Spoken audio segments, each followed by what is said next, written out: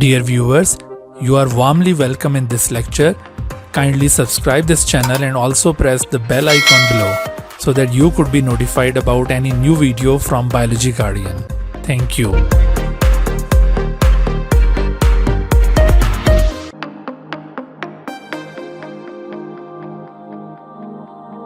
Bismillahirrahmanirrahim. Assalamu alaikum dear students. Welcome back in MDCAT Biology preparation, in which we are trying to cover all topics of biology according to the syllabi of University of Health Sciences, that is UHS, National University of Medical Sciences, that is NUMS, Educational Testing and Evaluation Agency of KPK, that is ETA, as well as MDCAT of other provinces taken by various examining bodies. Today we are going to start lecture number 14 of MDCAT Biology preparation, in which we will cover some more topics of unit number 2 biological molecules. पिछले lecture के अंदर हमने carbohydrates का topic start किया था. उसमें आपको carbohydrates की केमिकल नेचर के बारे में एक्सप्लेन किया और इसके साथ साथ हमने कार्बोहाइड्रेट्स की फर्दर जो क्लासिफिकेशन है उसमें कार्बोहाइड्रेट्स की 3 क्लासेस मोनोसेक्राइड, ओलिगोसेक्राइड्स और पॉलीसेक्राइड्स को कंपेयर भी किया था और मोनोसेक्राइड के हवाले से आपको उसकी प्रॉपर्टीज़ और उसकी जो फर्दर क्लासिफिकेशन है उसके बारे में भी बताया था. तो आज हम उसी सिलसिले को आगे बढ़ाते हुए कार्बोहाइड्रेट्स के जो रिमेनिंग टॉपिक्स हैं उनको आज के लेक्चर में कवर करेंगे.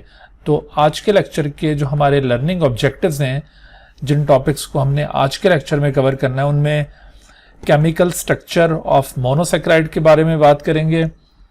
इसके साथ साथ मोनोसेक्राइड के अंदर जो आइसोमेरिज्म पाई जाती है, डिफरेंट टाइप की आइसोमेरिज्म, जिसमें अल्फा एंड बीटा आइसोमर्स और स्टीरियो आइसोमेरिज्म इन मोनोसेक्राइड, इनको भी डिस्कस किया जाएगा. तो आइए लेक्चर का बाकायदा आगाज करते हैं. लेकिन इससे पहले एक बात याद रखिए कि लेक्चर के इख्तिताम पर जब आपकी प्रिपरेशन कंप्लीट हो जाएगी, आप लेक्चर के सभी टॉपिक्स को अच्छी तरह से अंडरस्टैंड कर चुके होंगे और अपनी बुक से भी इन टॉपिक्स को प्रॉपरली रीड कर चुके होंगे, तो आप इस लेक्चर की डिस्क्रिप्शन में मौजूद एक टेस्ट के लिंक को क्लिक करके इस लेक्चर से रिलेटेड एमसीक्यूज पर मुश्तमिल एक असाइनमेंट हासिल कर सकते हैं. गूगल फॉर्म के थ्रू वो असाइनमेंट आपके पास ओपन हो जाएगी और आप उसको ऑनलाइन अटेम्प्ट करेंगे और अटेम्प्ट करने के बाद उसे आप सबमिट कीजिएगा. तो जैसे ही आप उसे सबमिट करेंगे तो आपको उसका रिजल्ट भी मिल जाएगा. और अगर कोई क्वेश्चन आपको कंफ्यूजिंग लगे, आपको समझ में ना आए या आप उसमें कोई डिस्कस करना चाहते हैं, then you can feel free to contact with me. तो आइए लेक्चर का बाकायदा आगाज करते हैं. सबसे पहले हम बात करते हैं chemical structures of monosaccharides. Monosaccharides के अंदर 2 तरह के केमिकल स्ट्रक्चर्स पाए जाते हैं. एक स्ट्रक्चर को कहा जाता है ओपन चेन स्ट्रक्चर, और ये ओपन चेन स्ट्रक्चर्स मोनोसेक्राइड कब शो करते हैं? जब ये क्रिस्टलाइन फॉर्म के अंदर होते हैं, यानी जब ये ड्राइड फॉर्म के अंदर होंगे. लेकिन जब मोनोसेक्राइड्स को वाटर में डिसॉल्व किया जाता है तो मोनोसेक्राइड रिंग चेन स्ट्रक्चर में कन्वर्ट हो जाते हैं. याद रखिए कि रिंग चेन स्ट्रक्चर्स मोनोसेक्राइड में उस वक्त फॉर्म होगा जब मोनोसेक्राइड्स को वाटर में डिसॉल्व किया जाएगा. अदरवाइज जब तक आप इनको वाटर में डिसॉल्व नहीं करते उस वक्त तक ये ओपन चेन स्ट्रक्चर ही शो करते हैं. और ये रिंग चेन स्ट्रक्चर्स स्पेशली पेंटोजेस और हेक्सोजेस में पाए जाते हैं. पेंटोजेस और हेक्सोजेस जो मोनोसेक्राइड में मोस्ट कॉमन टाइप के मोनोसेक्राइड समझे जाते हैं, तो इन मोनोसेक्राइड्स में रिंग चेन स्ट्रक्चर्स आपको मिलेंगे जब इन मोनोसेक्राइड्स को वाटर में डिसॉल्व किया जाएगा. मोनोसेक्राइड्स का जो ओपन चेन स्ट्रक्चर है वो कुछ इस तरह से होता है कि उसमें आप देखते हैं कि एक कार्बन चेन है. इस कार्बन चेन में एक कार्बन अल्डिहाइड ग्रुप का पार्ट होगा या फिर कीटोन ग्रुप का पार्ट होगा, और बाकी कार्बन्स के ऊपर आपको एक एक OH ग्रुप नजर आएगा और बाकी इन कार्बन्स की वैलेंसी को जस्टिफाई करने के लिए इनके साथ हाइड्रोजन्स अटैच हुए होंगे. तो इस तरह से एक ओपन चेन स्ट्रक्चर आपको मोनोसेक्राइड में नजर आता है. जबकि रिंग चेन स्ट्रक्चर ये कुछ इस तरह का होगा जैसे आपको ये राइबोज का रिंग चेन स्ट्रक्चर दिखाया है. रिंग चेन स्ट्रक्चर्स दरअसल पेंटागोनल रिंग की फॉर्म में भी हो सकते हैं और ये हेक्सागोनल रिंग की फॉर्म में भी हो सकते हैं. पेंटागोनल रिंग को कहा जाता है फ्यूरेनोज रिंग और हेक्सागोनल रिंग स्ट्रक्चर को कहा जाता है आयरनोज रिंग. इस पेंटागोनल रिंग में जिसमें आपको 5 मेंबर्स नजर आ रहे हैं, इन 5 मेंबर्स में से एक ऑक्सीजन और 4 कार्बन एटम्स हैं, और जबकि पायरेनोज रिंग में एक ऑक्सीजन और 5 कार्बन एटम्स हैं। ये जिन कॉर्नर्स पर कुछ नहीं लिखा हुआ, ये दरअसल कार्बन एटम्स यहाँ पर मौजूद होते हैं। तो अक्सर यहाँ पर क्वेश्चंस पूछे जाते हैं कि how many members are present in a furanose ring. तो आपने मेंबर्स अगर पूछे जाएं तो 5 पिक करना है, लेकिन अगर पूछा जाए कि how many carbon atoms are present in a furanose ring तो फिर आंसर 4 हो जाएगा, क्योंकि 4 कार्बन्स आपको इन पोजीशंस पर नजर आएंगे, और जबकि एक ऑक्सीजन है। फिर इसी तरह से पायरेनोज के मुतालिक भी ऐसे ही क्वेश्चंस पूछे जा सकते हैं। मसलन पायरेनोज में कितने मेंबर्स मौजूद होते हैं, या फिर पायरेनोज में कितने कार्बन एटम्स मौजूद हैं, या फिर how many oxygen atoms are present in a pyranose ring. तो इस तरह के एमसीक्यूज इनके मुतालिक पूछे जाते हैं। अब सवाल ये पैदा होता है कि फ्यूरेनोज रिंग कौन से मोनोसेक्राइड्स फॉर्म करते हैं और पायरेनोज रिंग कौन से मोनोसेक्राइड्स फॉर्म करते हैं। तो इस हवाले से आप याद रखिए कि ऑल पेंटोजेज, जितने भी पेंटोजेज हैं वो सभी फ्यूरेनोज रिंग फॉर्म करते हैं, और इसके साथ साथ कीटोहेक्सोजेज ये भी फ्यूरेनोज रिंग फॉर्म करते हैं। लेकिन पायरेनोज रिंग आमतौर पर एल्डोहेक्सोजेज के अंदर आपको मिलेगा। एल्डोहेक्सोजेज, मैंने जैसे अभी आपको बताया था कि रिंग चेन स्ट्रक्चर्स अमूमन पेंटोजेज और हेक्सोजेज में पाए जाते हैं। तो पेंटोजेज में जितने भी पेंटोजेज होंगे, यानी aldo pentoses as well as keto pentoses, they will form furanose ring, but the keto hexoses will also form the furanose ring. दूसरी तरफ जो पायरेनोज रिंग है वो आपको सिर्फ एल्डो हेक्सोजेज में ही मिलेगा।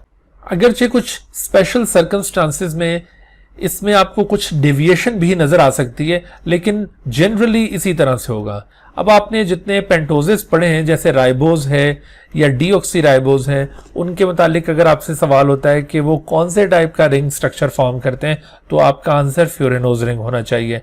इसी तरह से कीटो हेक्सोजेस की जो आपने टाइप्स पढ़ी है, मसलन फ्रक्टोज आपने पढ़ा है, तो फ्रक्टोज में भी आपको ये इसी तरह का रिंग मिलेगा। तो इन मोनोसेक्राइड्स का नाम लेकर भी इनके रिंग के मुतालिक पूछा जा सकता है, या फिर आपसे यूं इस तरह से भी पूछा जा सकता है कि which type of monosaccharides form the furanose ring और which type of monosaccharides form the pyranose ring. अच्छा, ग्लूकोज एक एल्डोहेक्सोज है, तो ऑब्वियसली ग्लूकोज ने किस तरह का रिंग फॉर्म करना है, पायरेनोज टाइप का। इसी तरह से ग्लैक्टोज है, वो भी एक एल्डोहेक्सोज है, उसने भी इसी तरह का पायरेनोज रिंग फॉर्म करना है।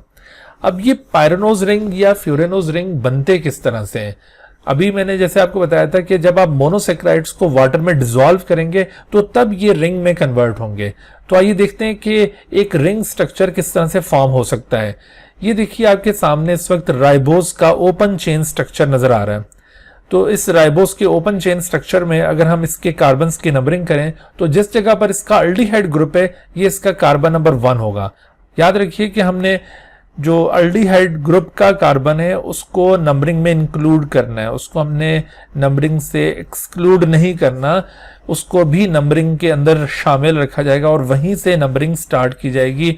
तो इस तरह से अल्डिहाइड वाला जो कार्बन होगा वो कार्बन नंबर 1 होगा, उसके बाद कार्बन 2, 3, 4, 5। कभी भी आप नंबरिंग ये फंक्शनल ग्रुप की अपोजिट साइड से नहीं करेंगे। तो इस तरह से आपने नंबरिंग करनी है। अच्छा, अब जब आप नंबरिंग कर लेते हैं तो आप देखिए कि जो पहला कार्बन है या फिर जिस कार्बन पर फंक्शनल ग्रुप बना हुआ है, यानी अल्डिहाइड है तो वो ऑब्वियसली पहले कार्बन पर होगा, लेकिन अगर किसी कीटो शुगर को आप डील कर रहे हैं तो उसके अंदर उसका कीटोन ग्रुप अमूमन सेकंड कार्बन पर होता है। तो वो कार्बन जिसके ऊपर फंक्शनल ग्रुप बना हुआ होता है, अल्डिहाइड या कीटोन ग्रुप, तो उस कार्बन को एक्चुअली एनोमेरिक कार्बन कहा जाता है। This carbon is called anomeric carbon. और इसी तरह से इस कार्बन चेन का जो सेकंड लास्ट कार्बन होगा उसे कहा जाएगा पेनल्टीमेट कार्बन। तो यूं carbon of functional group, that is carbon of aldehyde और carbon of the ketone group is called anomeric carbon, और इसके मुकाबले में the second last carbon of the carbon chain is called penultimate carbon.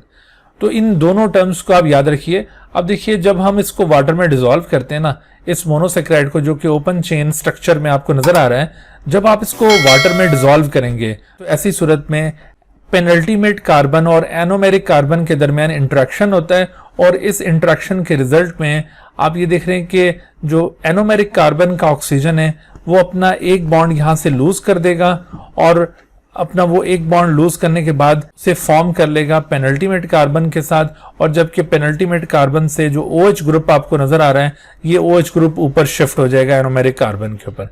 इस तरह से आपको अब ये स्ट्रक्चर यूं नजर आएगा। ये देखिए कि एनोमेरिक कार्बन पर ये OH ग्रुप पेनल्टीमेट कार्बन से शिफ्ट हो गया है, जबकि एनोमेरिक कार्बन का ऑक्सीजन जो कि एक्चुअली यहां पर डबल बॉन्ड के साथ मौजूद होता है वो अपना एक बॉन्ड वहां से लूज करके पेनल्टीमेट कार्बन के साथ बना चुका है। इस तरह से ये oxygen between carbon number 1 and carbon 4 यानी एनोमेरिक कार्बन और जो पेनल्टीमेट कार्बन है उनके साथ एक ब्रिज में आ चुका है, और जबकि पेनल्टीमेट कार्बन से OH ग्रुप कार्बन नंबर 1 यानी एनोमेरिक कार्बन पर शिफ्ट हो चुका है। तो इस तरह से एक रिंग स्टैब्लिश हुआ है। This type of ring structure is called Fischer projection. दरअसल ये Fischer projection ring chain structure की 2 डायमेंशनल फॉर्म है। This is 2 dimensional representation of ring chain structure, जबकि इसकी 3 डायमेंशनल फॉर्म इस तरह से अपीयर होगी। इस 3 डायमेंशनल फॉर्म को कहा जाता है हावर्स प्रोजेक्शन। तो hours projection is actually 3 dimensional form of the ring chain structure. Hours projection के अंदर आपको ये इस तरह का फ्यूरेनोज या पायरेनोज टाइप का रिंग नजर आएगा, और इस रिंग के अंदर आप देख सकते हैं कि ऑक्सीजन ने एक तरफ कार्बन 1 और दूसरी तरफ कार्बन 4 के साथ लिंक किया हुआ है। जिस तरह से आपको यहां पर ये ऑक्सीजन कार्बन 1 और कार्बन 4 के साथ लिंक्ड नजर आ रहा है, और जबकि कार्बन 2 और कार्बन 3 ये रिंग के अंदर मौजूद हैं, और जबकि कार्बन 5 ये रिंग के बाहर है। जिस तरह से आपको यहां पे ये रिंग के बाहर नजर आ रहा है कार्बन 5, इसी तरह से आपको यहां पर भी ये रिंग के बाहर नजर आएगा। तो अब आप देखिए कि इस तरह से इसकी नंबरिंग की जाएगी 1 2 3 4 5। तो ये आपको स्ट्रक्चर राइबोस का हावर्स प्रोजेक्शन स्ट्रक्चर नजर आ रहा है। तो इस तरह का राइबोस का जो स्ट्रक्चर होगा उसे हावर्स प्रोजेक्शन कहा जाएगा, और ये हावर्स प्रोजेक्शन एक 3 डायमेंशनल रिप्रेजेंटेशन है रिंग चेन स्ट्रक्चर की। इस हावर्स प्रोजेक्शन के अंदर आप अमूमन H और OH ग्रुप्स को इस तरह से वर्टिकली ड्रॉ करते हैं, वर्टिकली ऊपर और नीचे की तरफ ड्रॉ करते हैं। आमतौर पर यह देखा गया है कि आपको यहां पर फिशर प्रोजेक्शन जो कि 2 डायमेंशनल स्ट्रक्चर था उसके अंदर जो ग्रुप आपको राइट साइड पे नजर आ रहा होगा वो ग्रुप यहां डाउनवर्ड अटैच हुआ होगा, और जो ग्रुप लेफ्ट साइड पर नजर आएगा वो ग्रुप अमूमन ऊपर अटैच होगा।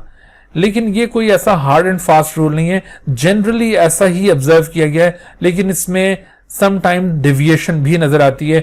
मिसाल के तौर पर आपको यहां पर ये OH group right hand side पे दिखाया गया है, लेकिन इस जगह पर OH ग्रुप को हमने अपवर्ड शो किया है। ठीक है, तो इस तरह से आपको समटाइम्स कुछ थोड़ी सी डेविएशन भी नजर आएगी, इससे चीज डिफर करती हुई नजर आएगी, लेकिन आमतौर पर जो मैंने आपको रूल बताया ये फॉलो हो रहा होता है।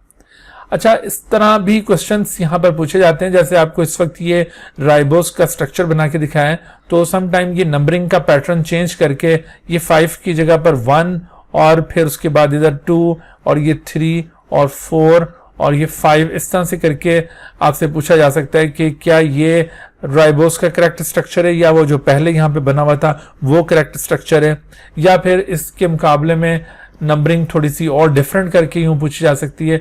तो आपने याद रखना है कि असल नंबरिंग वही है जो आपको पहले बताई थी, यानी ये ऑक्सीजन हमेशा कार्बन 1 और 4 के दरमियान ब्रिज फॉर्म किए हुए, ये कभी भी ऐसे नहीं होगा कि 2 और 5 के दरमियान ये इस तरह से ब्रिज बनाए और जो कार्बन नंबर 1 है वो रिंग से बाहर चला जाए, ऐसे इसका स्ट्रक्चर नहीं बनेगा। तो असल नंबरिंग वही है जो पहले यहां पर आपको शो की है, जिसमें कार्बन 1 आपको ये इस तरफ नजर आ रहा है और कार्बन 5 इस तरफ नजर आ रहा है। इसी तरह से अगर ये स्ट्रक्चर यूं ड्रॉ किया हुआ हो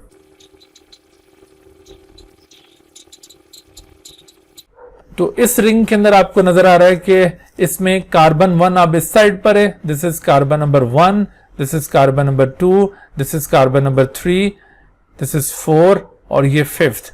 तो क्या ये करेक्ट रिप्रेजेंटेशन है किसी राइबोस की जो रिंग फॉर्म है, क्या उसको यूं रिप्रेजेंट किया जा सकता है? तो बिल्कुल इस तरह से भी रिप्रेजेंट किया जा सकता है। इसमें और इसमें फ़र्क क्या है? दरअसल हमने इस फॉर्म को जिस तरह शो किया है उसके मुकाबले में इसको हमने फ्लिप कर दिया, इसको उल्टा दिया है। यानी जो साइड आपको यहाँ पर राइट साइड पे नजर आ रही थी अब वो यहाँ पर लेफ्ट साइड पर है, और जो यहाँ पर आपको लेफ्ट साइड पे नजर आ रही थी वो अब इस स्ट्रक्चर में राइट साइड पर है। लिहाजा ये भी करेक्ट रिप्रेजेंटेशन है, इसमें कोई गलती नहीं है। इसी तरह से सम टाइम ये स्ट्रक्चर यूं भी ड्रॉ करके आपसे पूछा जा सकता है कि क्या ये सही है या गलत है। देखिए ये किस तरह से मैं बना के दिखाता हूं आपको।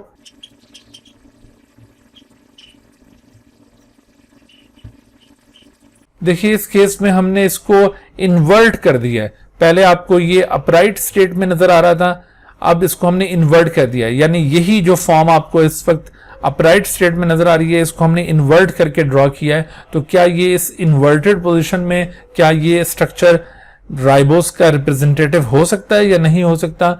तो ये बिल्कुल हो सकता है, ये भी बिल्कुल करेक्ट स्ट्रक्चर है। इसी तरह से अगर आप इस स्ट्रक्चर को इन्वर्ट करके यहाँ पे शो करें तो वो भी बिल्कुल करेक्ट होगा। लेकिन जैसे अभी मैंने आपको शो किया था कि अगर नंबरिंग का पैटर्न चेंज कर दिया जाता है कि जो आपको कार्बन यहाँ पे रिंग से बाहर नजर आ रहा है वो 5th के बजाय 1 कर दिया जाए और बाकी इस तरह से नंबरिंग चेंज कर दी जाए तो वो रिप्रेजेंटेशन नहीं होगी, वो गलत होगा। बाकी इस तरह से ये इन्वर्टेड भी हो सकते हैं, फ्लिप्ड भी हो सकते हैं, बिल्कुल यूं सीधे भी हो सकते हैं। तो ये सारी रिंग चेन्स की बिल्कुल करेक्ट रिप्रेजेंटेशंस हैं। तो सम टाइम एमसीक्यूज ये इस पॉइंट ऑफ व्यू से भी यहाँ पर पूछे जा सकते हैं। अच्छा, यहाँ पर आपने ये पेनल्टीमेट कार्बन के हवाले से भी केयरफुल रहना है। पेनल्टीमेट कार्बन जरूरी नहीं है कि हमेशा कार्बन नंबर 4 ही होगा।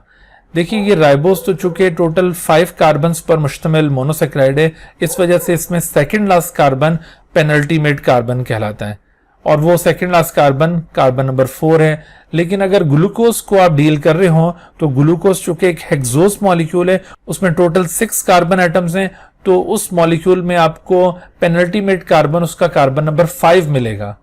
इसी तरह से जो एनोमेरिक कार्बन का मैंने अभी आपको कॉन्सेप्ट बताया था, एनोमेरिक कार्बन ये फंक्शनल ग्रुप का कार्बन होता है। अगर अल्डिहाइड किसी में फंक्शनल ग्रुप है तो उसमें कार्बन नंबर 1 एनोमेरिक कार्बन होगा, और किसी मोनोसेक्राइड में अगर कीटोन फंक्शनल ग्रुप है तो वो डेफिनेटली कार्बन नंबर 2 पर कीटोन ग्रुप बना होता है, तो उस केस में carbon number 2 will be anomeric carbon. अच्छा, अब देखिए कि मोनोसेक्राइड्स के अंदर आइसोमर्स पाए जाते हैं। डिफरेंट टाइप के आइसोमर्स मोनोसेक्राइड में आपको मिलेंगे।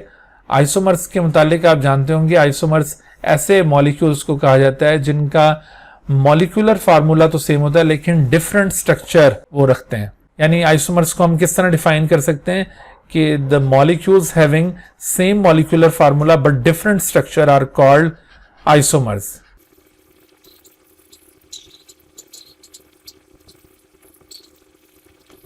आइसोमर्स की बहुत सारी अकसाम है, इनमें से ये एक आपको टाइप बता रहे हैं, alpha and beta isomers. Alpha and beta isomers, इनको एनोमर्स भी कहा जाता है। These are also known as anomers. Alpha और बीटा आइसोमर्स को एनोमर्स इस वजह से कहा जाता है कि अल्फा और बीटा आइसोमर्स को हम एनोमेरिक कार्बन पर OH और H की पोजीशन की बुनियाद पर डिस्टिंग्विश करेंगे। मिसाल के तौर पर अगर एनोमेरिक कार्बन पर, जैसे ये ग्लूकोज मॉलिक्यूल का रिंग चेन स्ट्रक्चर आपको नजर आ रहा है, इसमें आप देख रहे हैं कि इसका जो कार्बन नंबर 1 है, इस कार्बन नंबर 1 के ऊपर H अपवर्ड और जबकि OH डाउनवर्ड है।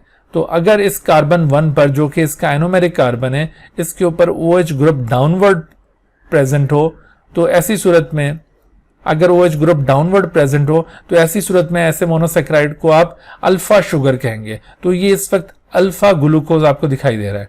बिल्कुल इसी तरह से आप ये देखिए कि अगर इसी एनोमेरिक कार्बन के ऊपर OH की पोजीशन अपवर्ड हो तो ऐसे मोनोसेक्राइड को बीटा ग्लूकोज या बीटा शुगर कहा जाएगा। तो अल्फा और बीटा की पहचान दरअसल एनोमेरिक कार्बन पर H और OH की पोजीशन के जरिए की जाएगी।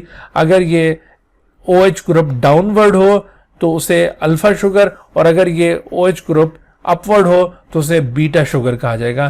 तो ये दो टाइप के आइसोमर्स मोनोसेक्राइड में आपको अक्सर मिलेंगे। जैसे अभी हम पिछली डायग्राम में भी देख रहे थे, हमने जो ये राइबोज ड्रॉ किया था, तो ये राइबोज बेसिकली एक बीटा राइबोज था, क्योंकि OH ग्रुप यहाँ एनोमेरिक कार्बन के ऊपर अपवर्ड दिखाई दे रहा था। ठीक है, अब सवाल ये पैदा होता है कि जब ये इस तरह इन्वर्टेड पोजीशन में होगा तो फिर हम किस तरह से डिस्टिंग्विश करेंगे।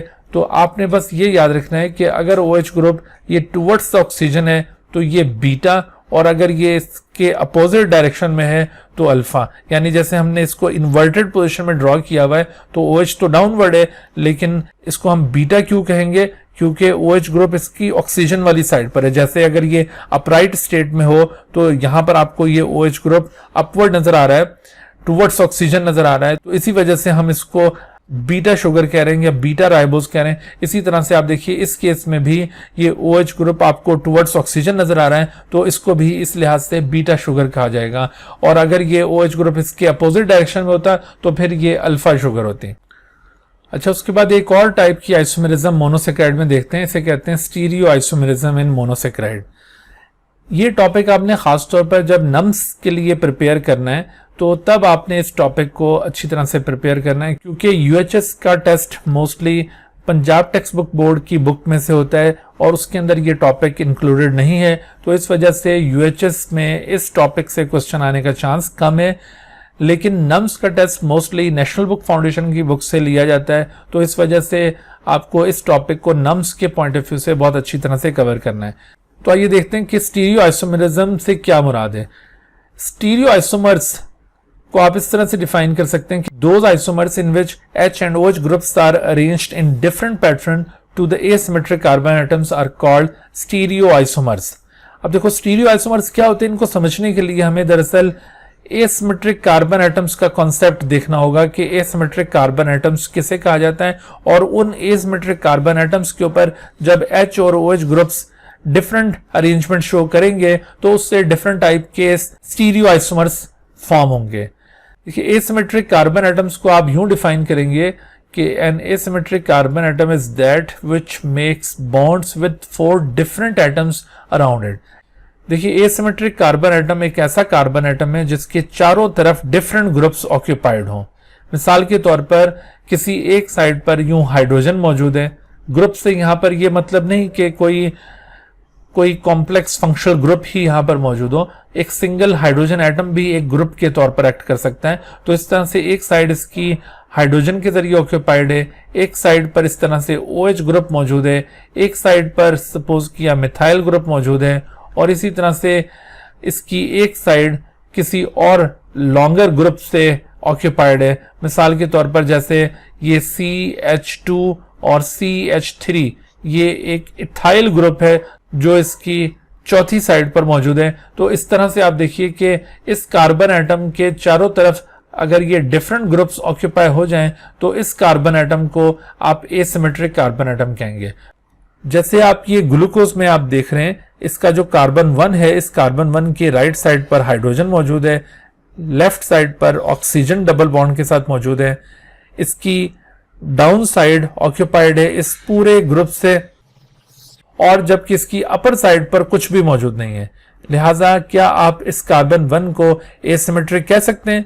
नहीं, ये एसिमेट्रिक कार्बन एटम नहीं है। अगर इसकी ये चौथी साइड भी ऑक्यूपाइड होती बाय अ डिफरेंट ग्रुप तो तब आप इसको एसिमेट्रिक कार्बन एटम कह सकते थे, लेकिन फिलहाल ये एसिमेट्रिक कार्बन एटम नहीं है। फिर इसी तरह से अगर आप ये कार्बन 2 को कंपेयर करें तो कार्बन 2 के राइट साइड पर OH ग्रुप, इसके अपर साइड पर ये कार्बन 1 अपने हाइड्रोजन ऑक्सीजन के साथ, यानी ये एक अल्डिहाइड ग्रुप बन गया। इसकी लेफ्ट साइड हाइड्रोजन से ऑक्यूपाइड है और जबकि इसकी डाउन साइड ये इस पूरे ग्रुप से ऑक्यूपाइड है। इस तरह से कार्बन 2 एक एसिमेट्रिक कार्बन एटम है जिसके चारों तरफ डिफरेंट ग्रुप्स आपको नजर आ रहे हैं। बिल्कुल इसी तरह से आप इसके कार्बन 3 को अगर देखें तो कार्बन 3 की भी इसी तरह की प्रॉपर्टीज नजर आ रही हैं कि right side is occupied by hydrogen, upper side is occupied by this group, जबकि left side is occupied by OH group, और इसी तरह से जो डाउनवर्ड है वो यहां पर इस तरह ये पूरा ग्रुप मौजूद है। तो कार्बन 3 भी एक एसिमेट्रिक कार्बन एटम है। बिल्कुल इसी तरह से आप कार्बन 4 को अगर देखेंगे तो उसमें भी आपको ये प्रॉपर्टीज नजर आएंगी, इवन कार्बन 5 में भी ये प्रॉपर्टीज नजर आएंगी। लेकिन कार्बन 6 के एक साइड पर हाइड्रोक्साइल ग्रुप, दूसरी साइड पर आपको ये पूरा बाकी का मॉलिक्यूल नजर आ रहा है, और जबकि बाकी दो साइड्स हाइड्रोजन के जरिए ऑक्यूपाइड हैं। चूंकि ये सेम ग्रुप्स हैं, इस वजह से आप कार्बन 6 को एसिमेट्रिक नहीं कह सकते। तो इसमें टोटल कितने एसिमेट्रिक कार्बन एटम्स हैं? इस मॉलिक्यूल में, ग्लूकोज के मॉलिक्यूल में, आपको टोटल 4 एसिमेट्रिक कार्बन एटम्स नजर आ रहे हैं। यानी कार्बन 1 और कार्बन 6 को छोड़कर बाकी जितने भी कार्बन एटम्स हैं वो सारे एसिमेट्रिक हैं, और वो इस कैरेक्टरिस्टिक को शो कर रहे हैं जो आपको एसिमेट्रिक कार्बन एटम के हवाले से पॉइंट आउट किए कि asymmetric carbon atom is that which makes bonds with 4 different atoms around it. किसी मॉलिक्यूल में कितने एसिमेट्रिक कार्बन एटम्स होंगे, इसके मुतालिक आपसे क्वेश्चन हो सकता है। मिसाल के तौर पर जैसे ये ग्लूकोज में आपको 4 एसिमेट्रिक कार्बन एटम्स मिले, इसी तरह से राइबोज के अंदर कितने होंगे उसमें आपको गेस करना होगा। तो ये मैंने आपको अच्छी तरह से समझा दिया है। आप इजीली गेस कर सकते हैं कि किसी मोनोसेक्राइड के अंदर कितने एसिमेट्रिक कार्बन एटम्स हैं। बेशक वो कोई नॉन मोनोसेक्राइड हो, यानी आपने अपनी बुक्स के अंदर पहले से उसको पढ़ा हुआ है, या फिर अगर कोई अननोन मोनोसेक्राइड है जिसको आपने पहले नहीं पढ़ा, लेकिन अगर उसका स्ट्रक्चर आपको दिखाया जाए तो आप एसिमेट्रिक कार्बन एटम्स को इजीली आइडेंटिफाई कर सकते हैं। किसी मोनोसेक्राइड के कितने स्टीरियो आइसोमर्स पॉसिबल हैं, इसको हम इस फार्मूले के जरिए कैलकुलेट कर सकते हैं, 2 पावर n। जबकि n क्या चीज है? n is the number of asymmetric carbon atoms. आपने सिंपली ये देखना है कि किसी मोनोसेक्राइड में कितने एसिमेट्रिक कार्बन एटम्स मौजूद हैं। जितने एसिमेट्रिक कार्बन एटम्स मौजूद होंगे उसको आप 2 के ऊपर एक्सपोनेंट के तौर पर रखिए और उसको कैलकुलेट कर सकते हैं। मिसाल के तौर पर आप देखिए कि ये जो ग्लूकोज है इसके अंदर टोटल 4 एसिमेट्रिक कार्बन एटम्स हैं। इसका मतलब है कि 2 पावर 4, और इसको अगर आप सॉल्व करते हैं तो इसका मतलब होगा 2 into 2 into 2 into 2 that is 16। तो इस तरह से आप देख सकते हैं कि ग्लूकोज के 16 स्टीरियो आइसोमर्स पॉसिबल हैं। ग्लूकोज के ये जो 16 स्टीरियो आइसोमर्स हैं ये कुछ इस तरह से आपको दिखाई देंगे। आप देख रहे हैं कि ये D allose, D altrose, D glucose, D mannose, D gulose, D idose, D galactose और डी टेलोज, ये 8 स्टीरियो आइसोमर्स नजर आ रहे हैं। और इसी तरह से आपको ये मजीद 8 इनकी एल फॉर्म्स नजर आ रही हैं। अब ये डी और एल फॉर्म्स में क्या फर्क है ये अभी आपको एक्सप्लेन करते हैं। तो ये इस तरह से आप देखिए कि ये टोटल 16 स्टीरियो आइसोमर्स हैं, और इन 16 स्टीरियो आइसोमर्स में आपको जो एक दूसरे से डिफरेंस नजर आ रहा है वो किस जगह पर डिफरेंस नजर आ रहा है? इनके एसिमेट्रिक कार्बन एटम्स के ऊपर ये डिफरेंस नजर आ रहा है। आपने इनके नॉन एसिमेट्रिक कार्बन एटम्स को इग्नोर कर देना है। ये नॉन एसिमेट्रिक कार्बन एटम्स हैं, इनके ऊपर अरेंजमेंट ख्वाह कुछ भी हो उससे कोई फर्क नहीं पड़ेगा। असल में इन मोनोसेक्राइड की प्रॉपर्टीज इनके एसिमेट्रिक कार्बन एटम्स के ऊपर डिपेंड करती हैं। ठीक है, तो इस तरह से आपने ये एसिमेट्रिक कार्बन एटम्स के हवाले से देखना है कि OH और H की पोजीशन क्या है। जैसे आपको ये डी एलोज के अंदर तमाम OH ग्रुप एसिमेट्रिक कार्बन्स पर राइट साइड पर नजर आ रहे हैं, लेकिन डी अल्ट्रोज के अंदर आपको ये जो पहला एसिमेट्रिक कार्बन एटम है इसका OH ग्रुप लेफ्ट साइड पे नजर आ रहा है और बाकी के OH ग्रुप आपको राइट साइड पे नजर आ रहे हैं। इसी तरह से अब डी ग्लूकोज के अंदर आपको सेकेंड एसिमेट्रिक कार्बन एटम का OH ग्रुप लेफ्ट नजर आ रहा है और बाकी के OH ग्रुप आपको राइट नजर आ रहे हैं। तो इस तरह से ये कोई भी एक मोनोसेक्राइड आपसे इसे आइडेंटिफाई करने को कहा जा सकता है। किसी भी मोनोसेक्राइड का आपको यूं स्ट्रक्चर दिखाया जा सकता है और उसे आइडेंटिफाई करना होगा। तो आपने इन स्ट्रक्चर्स को अच्छी तरह से याद रखना है। खास तौर पर आपने इनके जो एसिमेट्रिक कार्बन एटम्स हैं उनको अच्छी तरह से रिव्यू करना है। एक बात आप यहां पर याद रखिए कि जितनी भी ये डी शुगर्स हैं, डी शुगर्स, उनमें ये जो सेकंड लास्ट कार्बन है, second last carbon, in second last carbon के ऊपर OH ग्रुप राइट साइड पर ही मिलेगा आपको। ठीक है, किसी भी डी शुगर में सेकंड लास्ट कार्बन, और सेकंड लास्ट कार्बन को क्या कहते हैं? सेकंड लास्ट कार्बन को अभी आपको बताया था, इसे पेनल्टीमेट कार्बन कहते हैं।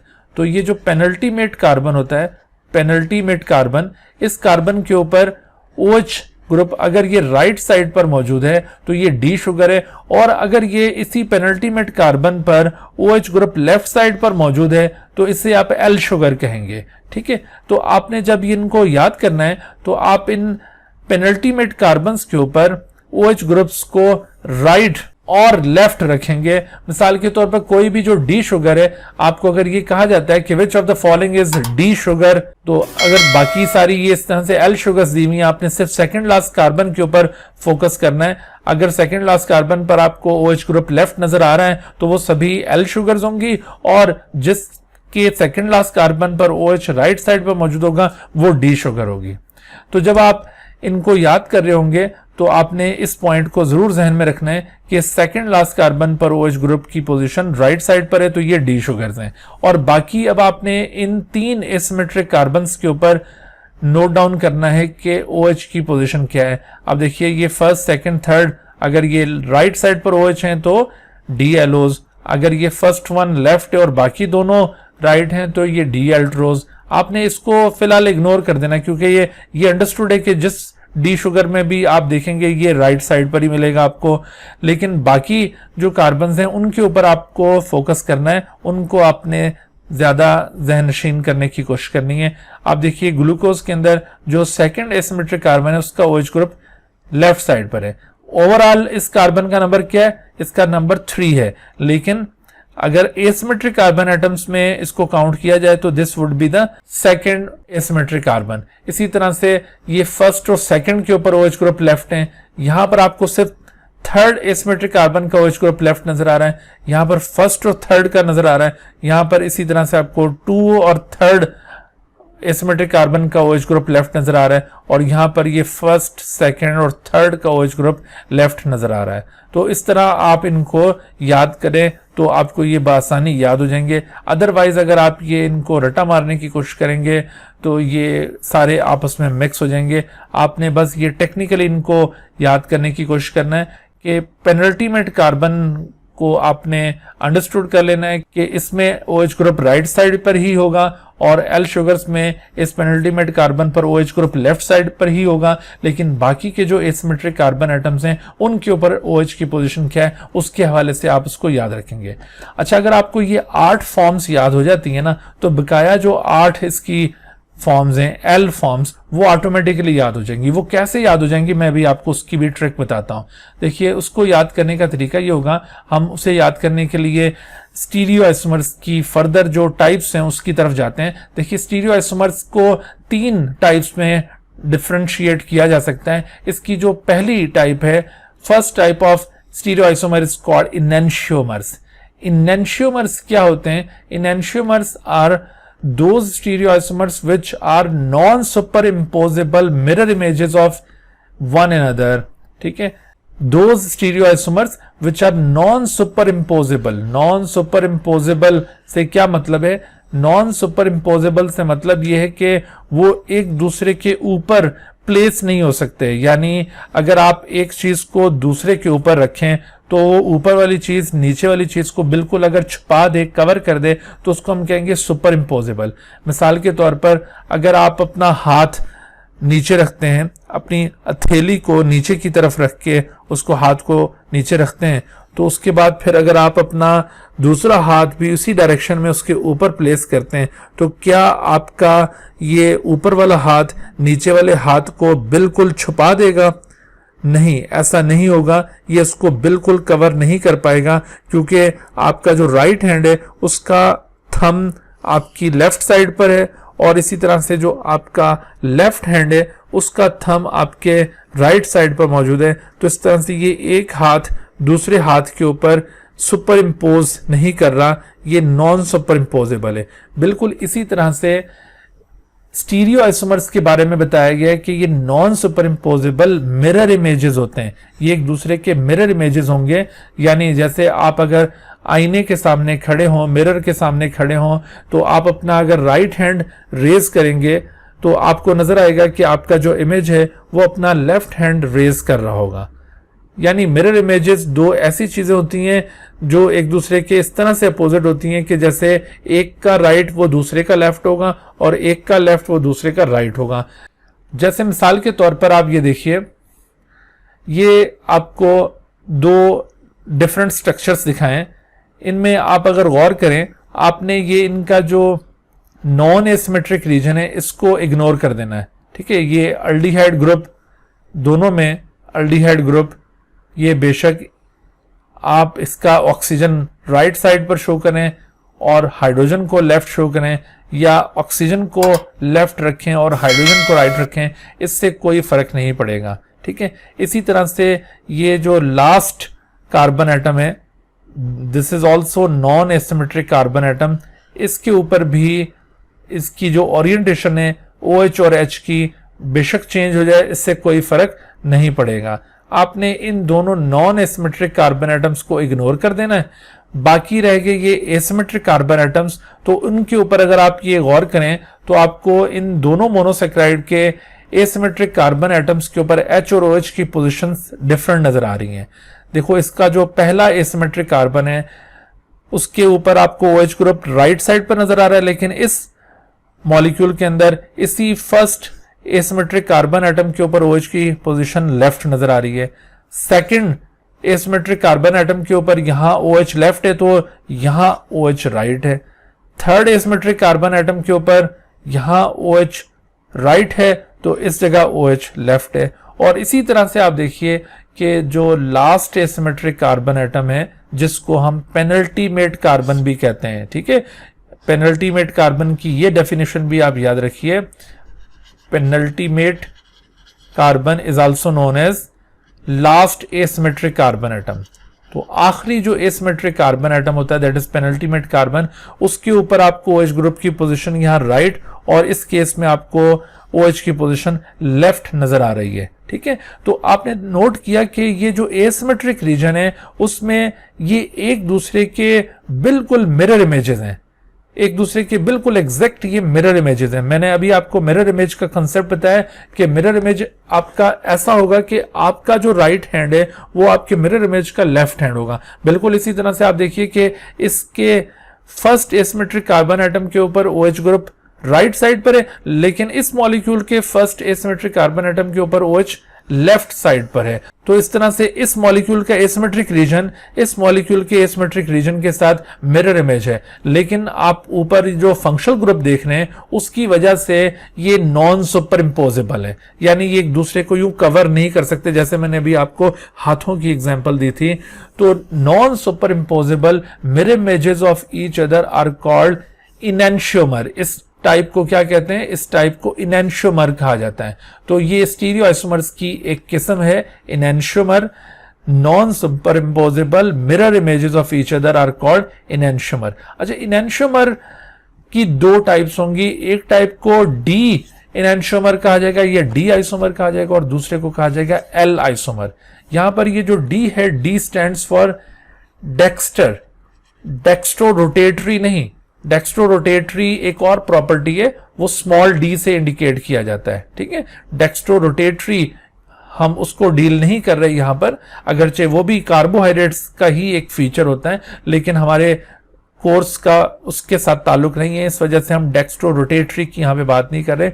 यहां पर डी स्टैंड्स फॉर डेक्स्टर, और डेक्स्टर का मतलब है राइट, डेक्स्टर मींस राइट। और जबकि एल, एल स्टैंड्स फॉर लेवो, और लेवो का मतलब है लेफ्ट। यहां पर भी याद रखिए कि एल लेवो रोटेटरी को शो नहीं कर रहा, हालांकि लेवो रोटेटरी भी कार्बोहाइड्रेट से ताल्लुक रखने वाली एक प्रॉपर्टी है, लेकिन हम उसको यहां पे डिस्कस नहीं कर रहे। तो यहां पर एल स्टैंड्स फॉर लेवो, लेवो मींस लेफ्ट, और D stands for Dexter, Dexter means right. तो ये डी शुगर किसे कहा जा रहा है? आप इस सेकंड लास्ट कार्बन यानी पेनल्टीमेट कार्बन या लास्ट एसिमेट्रिक कार्बन एटम के ऊपर आप देखिए कि अगर OH ग्रुप राइट साइड पर है तो इसे डी शुगर कहा जाएगा, राइट हैंडेड शुगर। और अगर इसके ऊपर आपको OH ग्रुप लेफ्ट साइड पर नजर आ रहा है तो तब आप इसको एल शुगर कहेंगे। ठीक है, अभी मैंने आपको ये जो प्रीवियस स्लाइड दिखाई थी जिसमें ये डिफरेंट स्टीरियो आइसोमर्स शो किए थे, तो उसमें देखिए मैंने आपसे कहा था कि आपने ये लास्ट एसिमेट्रिक कार्बन एटम यानी second last carbon of the chain या जिसको पेनल्टीमेट कार्बन कहते हैं, इसके ऊपर OH ग्रुप को इग्नोर कर देना है।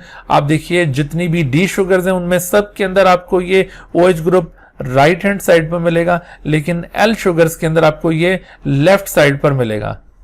तो आपने बाकी एसिमेट्रिक कार्बन एटम्स के ऊपर H और OH की पोजीशंस को याद करना है, उससे फिर आप इन तमाम को याद कर सकेंगे। और मैंने अभी आपको ये समझाया था कि आप अगर ये 8 स्टीरियो आइसोमर्स याद कर लेते हैं तो बकाया 8 ऑटोमेटिकली याद हो जाएंगे। वो कैसे?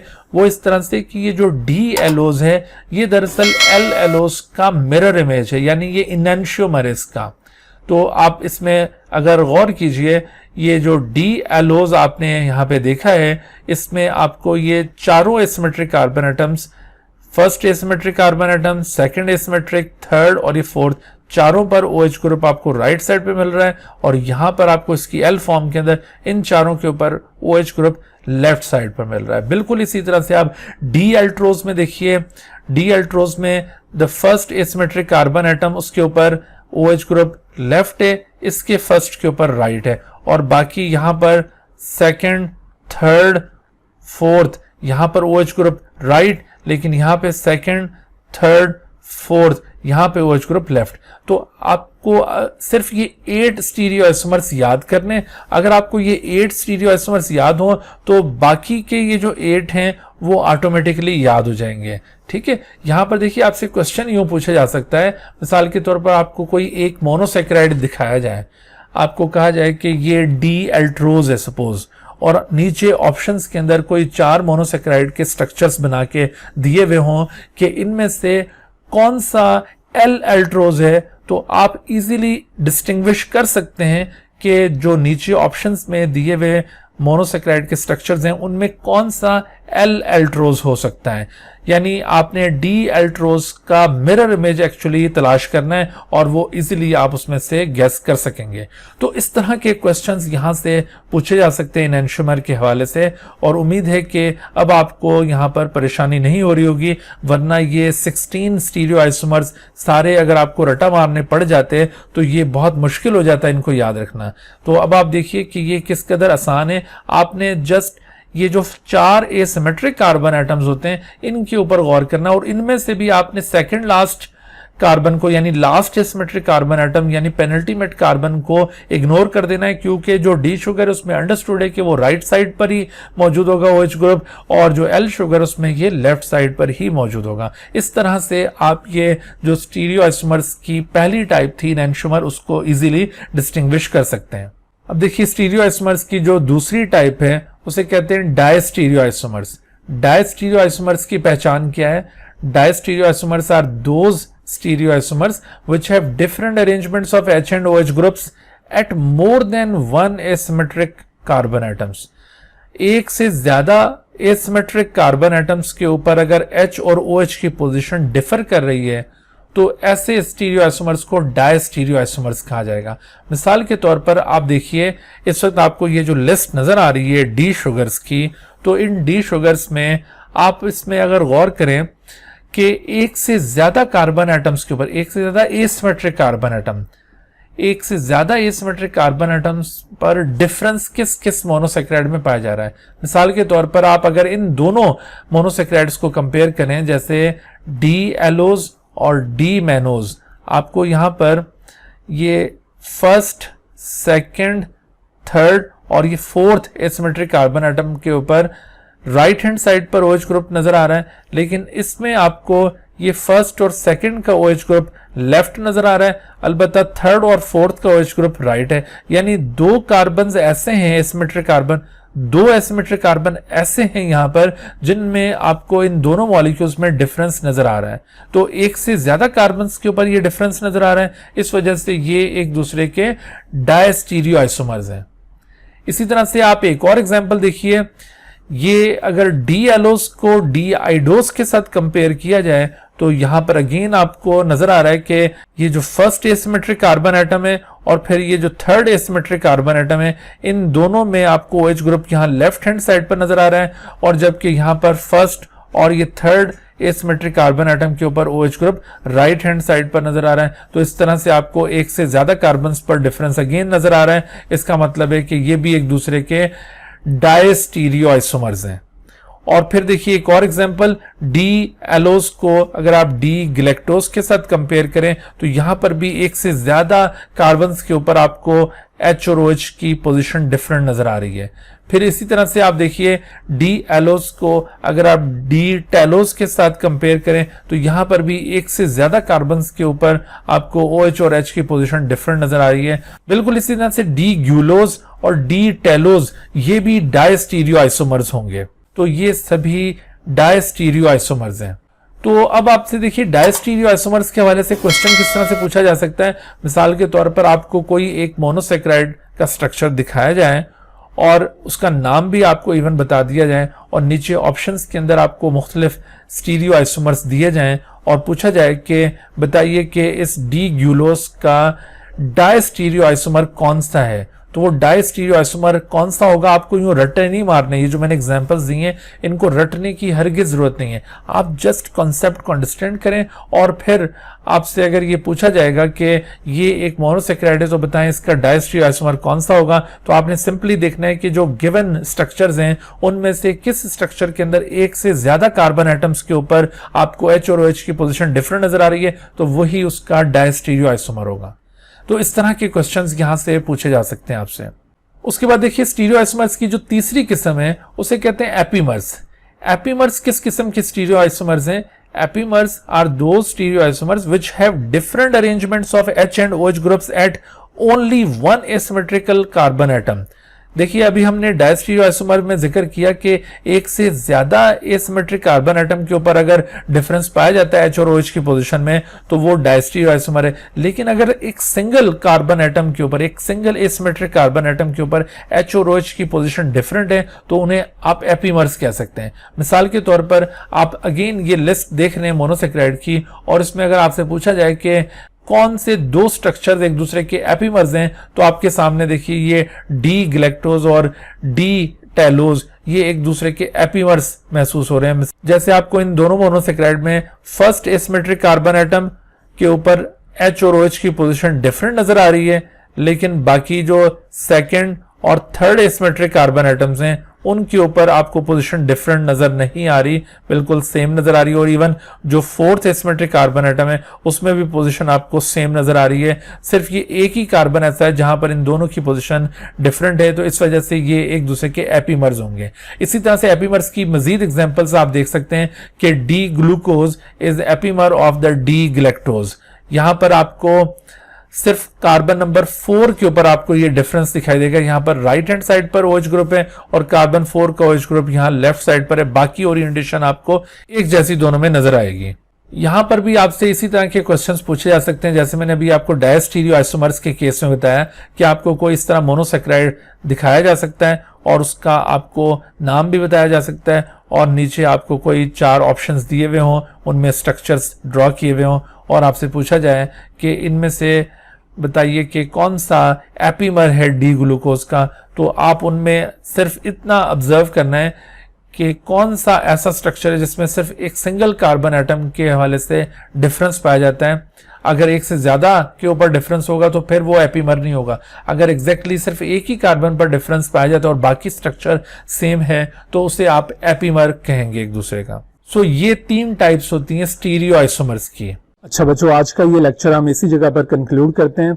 उम्मीद है कि इस लेक्चर में जितने भी कंटेंट्स आपको एक्सप्लेन किए गए हैं आपको बखूबी वो समझ में आ चुके होंगे और इस लेक्चर के जितने भी लर्निंग ऑब्जेक्टिव्स थे उनको आपने सक्सेसफुली अचीव कर लिया होगा। और अगर इसके बावजूद आपके माइंड में कोई क्वेश्चन अराइज होता है इन टॉपिक से रिलेटेड तो आप बगैर किसी हेजिटेशन के मुझसे वो क्वेश्चन पूछ सकते हैं। इस लेक्चर में जितने भी कंटेंट्स आपको एक्सप्लेन किए गए हैं उनको आप अच्छी तरह से समझने के बाद अपनी बुक्स में से इन टॉपिक्स को अच्छी तरह से रिवाइज कीजिए और जब आप ये यकीन कर लें कि आपकी रिवीजन कंप्लीट हो गई है तो उसके बाद फिर आप इन टॉपिक्स से रिलेटेड MCQs की असाइनमेंट सॉल्व कीजिए। असाइनमेंट के लिए आप इस वीडियो की डिस्क्रिप्शन में एक लिंक मुलाहिजा कर रहे हैं, आप उस लिंक को क्लिक करेंगे तो गूगल फॉर्म्स के थ्रू आपको वो MCQs असाइनमेंट ऑनलाइन दस्तयाब हो जाएगी।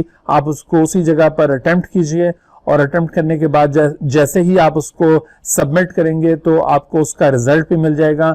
आपको ये अंदाजा हो जाएगा कि आपके कौन से क्वेश्चंस उसमें गलत हुए हैं, तो आप उन क्वेश्चंस को दोबारा अपनी बुक में रिव्यू कर सकते हैं या फिर अगर कोई प्रॉब्लम आप फेस कर रहे हैं जो आपको समझ में नहीं आ रही तो आप वो मेरे साथ शेयर कर सकते हैं। इंशाल्लाह मैं आपको सेटिस्फाई करने की मुकम्मल कोशिश करूंगा। अच्छा बच्चों, अब आपसे मुलाकात होगी अगले लेक्चर में। तब तक के लिए इजाजत।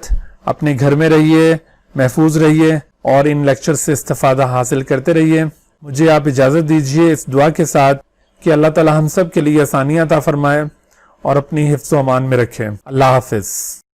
Dear viewers, thank you for watching this video. If you have not subscribed this channel, kindly subscribe it and also press the bell icon below so that you could be notified about any new video lecture from Biology Guardian. And also do not hesitate to ask any question regarding this lecture.